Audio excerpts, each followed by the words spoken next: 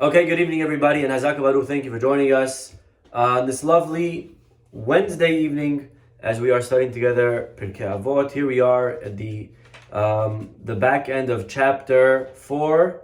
So if you have a Pirkei Avot, let's open it up. Pirkei Avot, we are studying together today, chapter 4, New Mishnah 18, Mishnah Yod Het, and here we are sharing the screen in the version that we are using.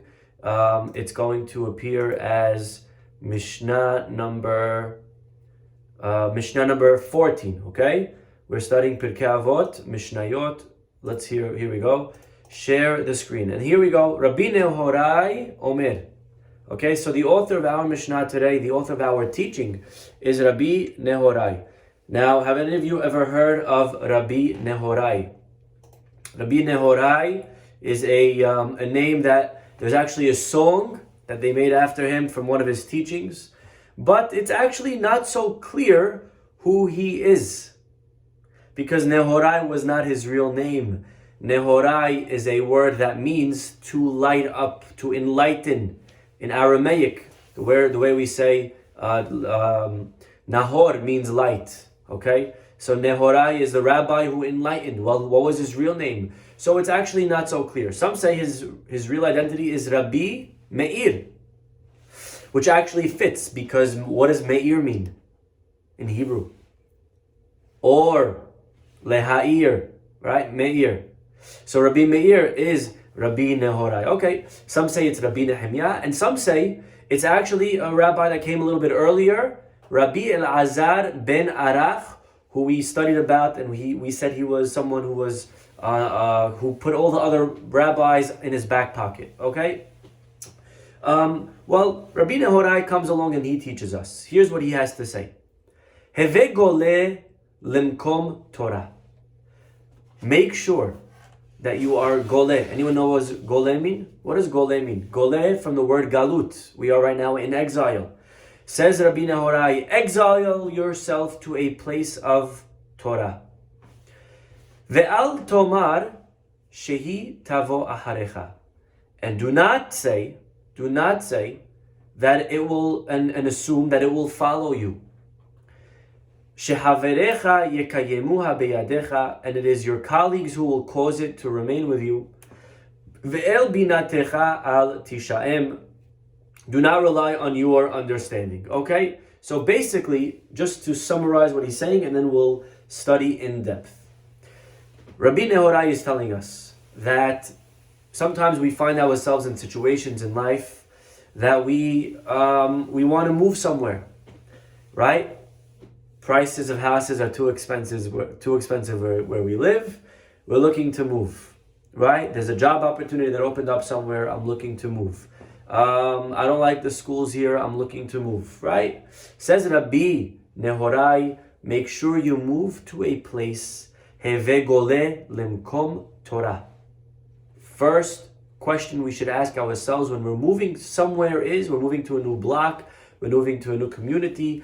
What is the Torah environment of where we're moving to? Is there Torah over there? Make sure we move. That should be our first question. Not the weather, not this, right? Torah. Is there Torah? Torah for us, Torah for our children. Heve gole lemakom Torah. Ve'al tomar, and the Rambam, by the way, says that if you live in a place that there's no Torah over there, get out. Get out as fast as possible. This is the Rambam talking. Continues the Mishnah, Ve'al tomar shehi tavo aharecha. Don't assume, no, it's fine. Eventually, Jews will move here, and eventually they'll open up a yeshiva and a synagogue, and there will be Torah. Because A, you don't know if that's true, and B, until eventually happens, it may take a few years, and then you're going to be losing out. And therefore, Al Tomar, do not assume that they will follow you, that Torah will come to where you are. Make sure you go to where Torah is. Now, how to understand the next line is very interesting. Shehaverecha yekaimuha beyadecha. Your friends will cause it to remain with you. So there's a couple of ways of understanding this. Number one, that is telling you why you shouldn't move to a place without Torah. Because you need friends who are also learning Torah. You need friends that are also religious, that will inspire you, that will rub off on you. Shehaverecha, at the end of the day, it is your colleagues. It is people that are also spiritually in tune that will cause it to remain with you. And that's why make sure you don't leave a Jewish community. Stay with the Jewish community, because it's that community, it's your friends that will help it stay with you. Shehaverecha yekaimuha beyadecha. Of course, the Gemara has a very, very strong line. O chavruta, o mituta, or a chavruta to learn with, or death. If I don't have someone to learn with, that's comparable to death, because a friend, someone that I can grow together with, which is very important. We're always looking to grow, we're always looking to change. We need a partner.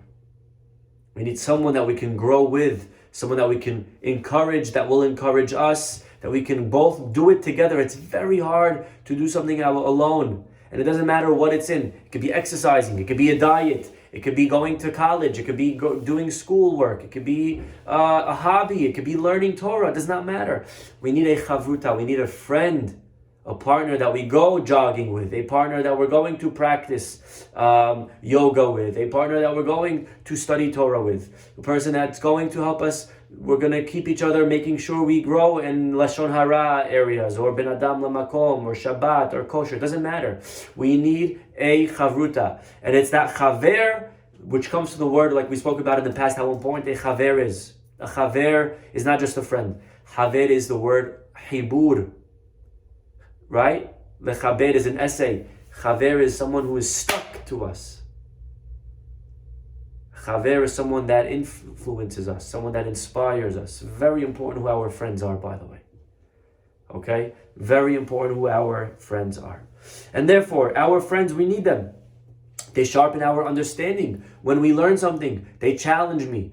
I have to learn it better. I have to make sure I understand it, to explain it clearly to them. Right? When you're learning a class, right now we're going to hang up in a few minutes this class, okay? You close the book, beautiful class. Okay, repeat it.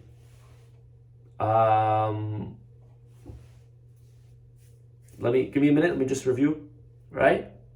And then you have to repeat it. And then you realize, wait, when you say it over, how did he, I thought he connected, it made sense when he said it, but I can't for some reason connect it, right? Beautiful, so you kind of got the class, but you didn't really get it. Giving it over forces you to know it better. That's what a friend, a study partner accomplishes. I now have to make sure I actually know what I'm talking about. I can't just kind of get it. You know, when I became a teacher, it was the best thing that I ever did for my own growth. For my own growth. Because I learned the Gemara 1,000 times, but it's never the same until you actually have to teach it. And then you realize, wait, I actually don't get every single question of it. I don't get every step. I learned it. I always assumed I knew it. But there was always this missing gap, a missing link that I actually don't have to clarify. That's what a chavruta accomplishes. And so we sharpen each other, we challenge each other, and we grow together. That is one way of understanding this line. That it's your friends, haverecha sheyikayemuha beyadecha. You need friends, and therefore don't leave your friends. Don't leave Torah. Stay next to Torah. Beautiful. I can explain the same words in the exact opposite way. And that's the beautiful thing about learning. There's so many ways to interpret something. So here it is. You ready? Don't leave a place of Torah. And don't assume it'll follow you. And don't assume, no, it's okay, I could leave because my friends will tell me what they learned in class. My friends will help me stay connected. Don't rely on that. You get it? Completely opposite way of understanding it. The first way is don't leave because you need your friends that are going to strengthen your knowledge. The second way is don't leave and rely on your friends relaying the information from the rabbi to you.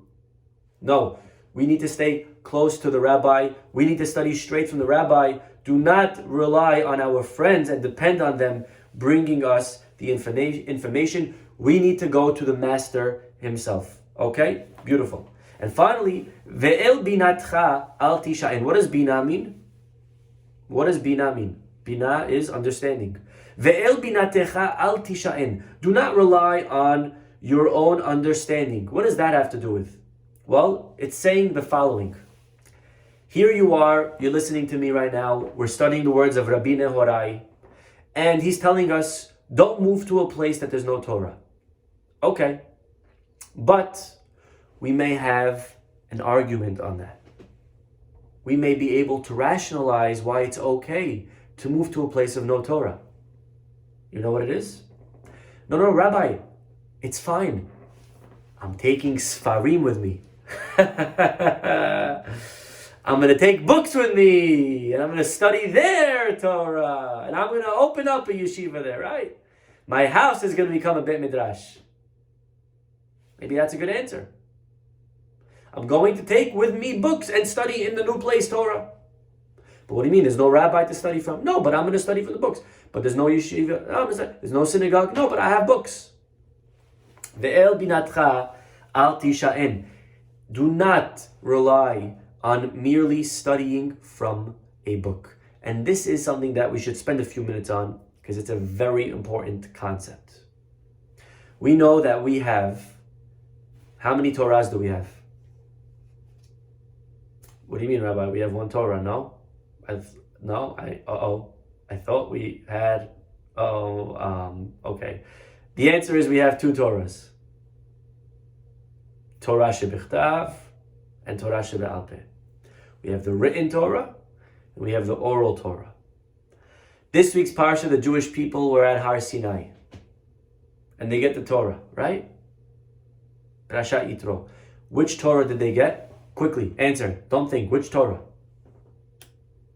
If you answer Torah shebichtav, you're wrong. Bang! We did not get the Torah shebichtav this week. Sorry to tell you. This is the Torah shebichtav. It's a written book. We pull it out every Monday, Thursday, and Shabbat from the Ark, and we read it in public. That's the written book that was not given to Moshe this week. And my proof is very simple. In this book, it says later on that Moshe is going to hit the rock, and that's a very big mistake. Now, if Moshe was given this in year number 1 of their Exodus, very easy. He would just read ahead and say, oh, I'm going to hit the rock. I don't think I should do that. And he'll know not to hit the rock. He's going to read ahead and say, oh, the Jewish people are going to bow down to the golden calf. Maybe I should be more clear on when I'm coming down from the mountain so that they don't bow down to the golden calf, right? It's very clear that Moshe did not get this book because this book would tell him the future, and that's not how things work. This was given to him either as each story happened or at one shot at the end when he died. So what did he get this week? He got the Torah shebe'al peh. What is the Torah shebe'al peh? Well, it literally means the oral law. The Torah that's oral.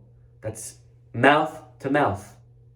There's written Torah, and then there's verbal Torah. Right now, I'm giving over Torah orally.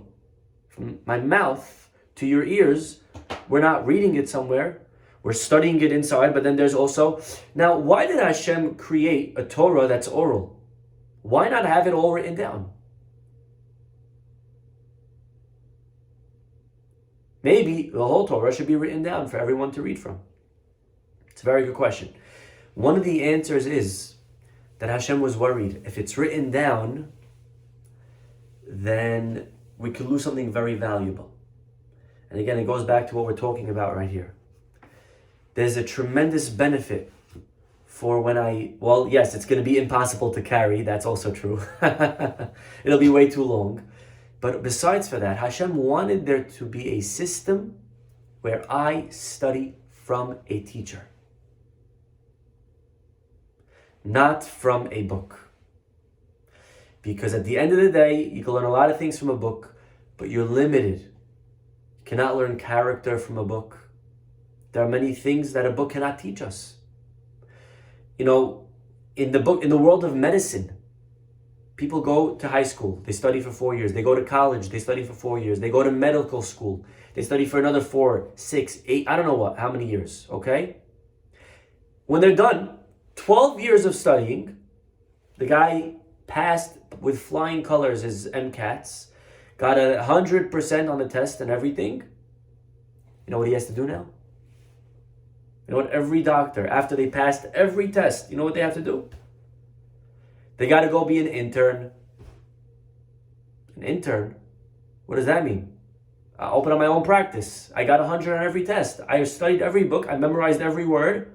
No. You got to go study for 2 more years now under another doctor. Why? I already passed. I got all the info. It's here. Very nice. There's a lot you can learn from a book, but there's a lot of things that you need a mentor for. Go study from a real doctor who has real life experience, because there's a lot of things you cannot learn from a book. As beautiful as our Torah is, there's many things that it cannot teach us. There's many things of character, of midot, that cannot be learned from here. A lot of things that we could read here that we can misinterpret. We need a teacher to teach us. That is ensured when there is Torah shebe'al peh, when there's a rabbi and there's a student, and it's not written down anywhere, and the only way to get it is to go to somebody who was from the past generation. And you know where he got it from? From the past generation. And you know where he got it from? From the past generation. Where he got it from? All the way from Moshe Rabbeinu. And here is that link. That infinity link that exists from Moshe all the way till the end of time. And therefore, El binatcha al tisha'en, don't rely on your own brain, don't rely on your books. You need a rabbi, we need a mentor, we need to actually study from a real person Torah. And this is again continuing on the thought of what it means to make sure we stay in a place that has Torah. You know, Rav Salanter once said, there is the world of Hasidut, right? And if you're not familiar with the origins of Hasidut, there is, again, all along, from the beginning of time, it was a concept of Torah, right? And all of a sudden, 300 years ago around, a man by the name of the Baal Shem Tov came, and he started this movement called Hasidut. And he was basically showing everybody that even if you're not the brightest person, even if you cannot learn Torah so well, you could still connect to God. You connect to God through prayer. You connect to God through simchat shel mitzvah, happiness, right? There's many ways to connect, not only Torah. Now, of course, he didn't mean that Torah is not important or that we don't need Torah. But the problem with the Baal Shem Tov, many rabbis in his time they felt threatened by the approach of Hasidut. And they were afraid that many people will take it and they will go the wrong way. And they will neglect Torah altogether. The school opposite Hasidut is called Mitnagdim. Neged, they were against Hasidut. So you had Mitnagdim and you had Hasidut. Rabbi Yisrael Salanter, and again the Hasidim, their rabbi is like Kodesh Kodashim. To them, their rabbi is more important than God. I'm telling you. You ever see the Hasidim around their Rebbe? Whatever he does, he holds a loaf of bread, he says Hamotzi, the rest of the bread, everyone's running and trying to grab a tiny piece, to eat a tiny piece from, you know what it's called, by the way? They call it shirayim. Shirayim. And sometimes it's a piece of bread, sometimes it's a little bit more disgusting what they pass around. You don't want to know. Okay? Rabbi Fari told me he was once at a tish, and everyone was passing something, taking a piece and then passing the rest. Shirayim from the Rebbe. And all of a sudden the guy in front of him turns around and he goes like this to Rabbi Fari. He goes like this to him.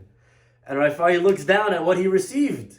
And he looks down and there's no food. It's just like wet.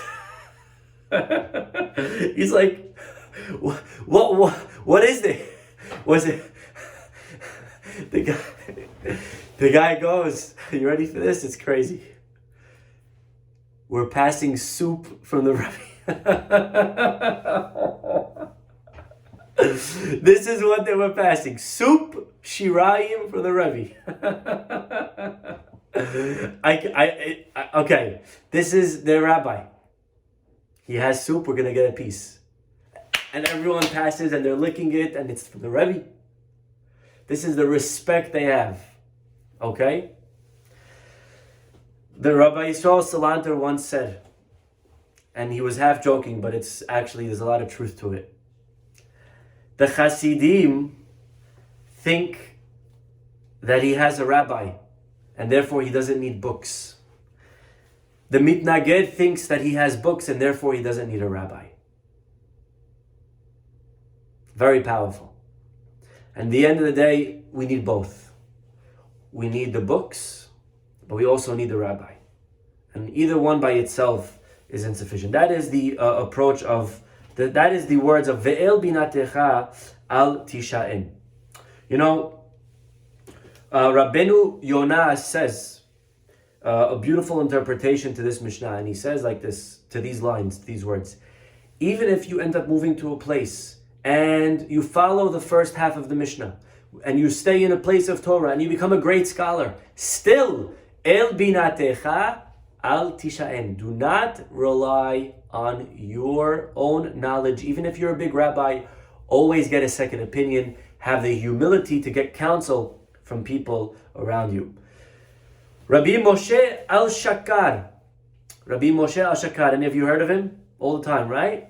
Yeah. So he was from 500 years ago, a very big rabbi, and he gives a beautiful hidush in this Mishnah. He actually takes us to the Gemara in Masechet Shabbat. The Gemara says on page 147, Kuf Mem Zayin Amud Bet. There was once a rabbi, Rabbi Elazar ben Arach. Sound familiar? Well, Rabbi Elazar ben Arach, once upon a time, decided he wanted to move up to the Galilee, to the part of Israel in the north. And there was no Torah there. And he relied on his own knowledge and understanding. And he went there, and guess what? After just a few years, he forgot such simple Torah, like a pasuk in the Torah. A simple pasuk. He came, he opened the Chumash. They didn't have nekudot back then in the Torah, like today. They didn't have nekudot. He opened the Chumash and he read it the wrong way. You know who Rabbi Elazar ben Arach is? According to one opinion, he is Rabbi Nehorai.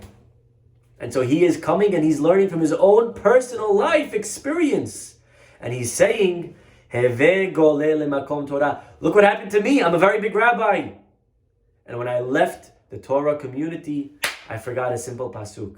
And that warning is coming from none other than Rabbi Elazar himself. Again, this is assuming that he is Rabbi Nehorai. I would like to just close with a beautiful interpretation to this Mishnah, maybe two, depending on the time. And that is as follows. And I found that in the art scroll over here, their beautiful commentary on Pirkei Avot. They say as follows, quoting the Tiferet Israel. The Mishnah again, Heve goleh lemakom Torah. Make sure you go to a place of Torah. You know what the Tiferet Israel says? Beautiful. Even if where you live, there's Torah, don't stay there. Don't study there. You want to study Torah? Go to a new place to study Torah. There's nowhere better to explain this than a phenomenon that happens every year with a kid when he graduates high school. This happened a lot in my high school, my community. A kid graduates, he wants to study, and they go to Israel. A girl wants to study, she goes to seminary. Where? In Israel. Why Israel? There's a lot of yeshivas in Brooklyn. A lot of yeshivas and a lot of seminaries in New York where we grew up. Why we got to go to Israel to study? But the answer, says the Tiferet Israel, is that is the advice of the Mishnah. If you want to study Torah, go there. Go somewhere else to study. Even if you have a lot of Torah here. Now the question is why? Why go? And a lot of times I face this question. A lot of times as a teacher, I would be asked this question. Rabbi, Why do you want my son to go to Israel? There is a lot of Torah over here. Why do you want him to go over there? He can study over here in yeshiva. Right? Strong question. Why go to Israel? You study here. And there are a few different answers to this question. Number one, to learn Torah, to grow, we have to abandon fun, we have to abandon the games of our early years in order to ascend in the ladder of achievement. Of course, this is very difficult at home. At home, there are distractions. At home, I have my old friends. I have people that are maybe not growing as much as me. And therefore, they, I'm going to be accustomed to my child lifestyle. My childlike lifestyle, and that's not going to be conducive and productive for me to grow. I have to let go of that. Over here, where I'm born, my hometown, there's a party, or there's a wedding, there's a this, there's a that. Every other day, I'm going to get another invite to another place. I'm never going to be able to fully immerse myself and grow the right way. I need to detach from all of that. So go into exile and go study Torah somewhere else. That's the first reason. Beautiful. Another reason, number two. At the end of the day, so long that we are in our parents' home, we will remain, to a certain degree, we will remain a child. It's the truth. We're going to remain a little bit in our minds a child. Mommy takes care of us. They serve us. They're paying our rent. Daddy's doing whatever. And we are not able to fully mature, right? Parents are spoiling their children. They're giving them whatever they want. Now, obviously, the parents have very good intentions, but it's irrelevant. And in order to allow them to grow up fully, one has to leave their parents' home. It opens the door for maturity. It opens the doors for responsibility. Okay, that is another pro in leaving home to go study Torah. A third reason why I need to leave in order to study Torah is a very powerful concept. As kids, we have, right? We're not always, from day one, we don't always, from the beginning, we weren't always on the right path, right? We have a history, we have a past. We made mistakes when we were children, right? And Baruch Hashem, we're out of high school now, we're ready to grow, we're ready to start maturing and doing the right things and starting a new lifestyle. But a lot of times we are a prisoner to who we used to be as a child.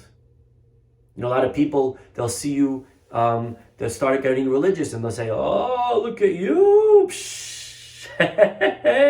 Remember what you were just doing last year at this time, right? And it's very hard to grow, so that we still have shackles and change connecting us to the image that people have of us in our youth. So even though we're ready to shed the foolish images and the immaturity of who we used to be, it is sometimes emotionally difficult to move beyond those impressions. In the new surroundings, nobody knows me in yeshiva. Over here I was known as not a smart kid. Over here I was known as a lazy kid. Over here I was known as a person that wasn't responsible. Over here I was known as a person that didn't take life seriously. I have all of these labels on me, and psychologically, it's very hard to get rid of those labels so long that I'm still here. But I go to a new place, a new yeshiva, nobody knows me there. It's a new start. It's kind of like right after Yom Kippur. It's much easier to be religious the day after Yom Kippur. We feel clean. So Yetzer Hara comes and says, do this, do that. It's like, no, hello, I'm clean. Hello, come on, give me at least 24 hours, Habibi. Let me just stay one day clean. You know what I'm saying? Now, in the middle of February, he gets us to do whatever we want because we're like, all right, I may as well, just throw them all on. I have so many avirot already. I'll wait till Yom Kippur to start fresh, right? Which is also a very bad, very dangerous tactic of the Yetzer Hara, right? We should never feel like that. Every day, doesn't matter what I did yesterday, I should fight today to the max. But that is the idea. When I go to a new place, it's a fresh start. Meshaneh makom, meshaneh mazal. You go to a new place, there's a new mazal that's there waiting for us. That has maybe some Kabbalistic truth, but there's also psychological truth. We feel different. We are able to give ourselves a chance at a new start because there's no labels here. Nobody here knows me. They thought I was a bad guy, but now I'm no longer there. I'm able to believe in myself. I'm able to show everyone what I'm capable of, right? In my old school, everyone knew me as the kid that was this, that was smelly, that was that. I go to a new school, I could start fresh. I feel great about myself, right? Very, very powerful. And therefore, leaving, go to a new place, we can achieve a fresh start and build a new self. And therefore, that is the advice of Rabbi Nehorai. Not, again, the simple interpretation is, if you're going to move, make sure there's Torah there. But on a deeper level, he is teaching us, if you want to study Torah, sometimes you need to move to a new place. New friends, new community, new surrounding, new high school, new elementary school, new yeshiva, new this, new that.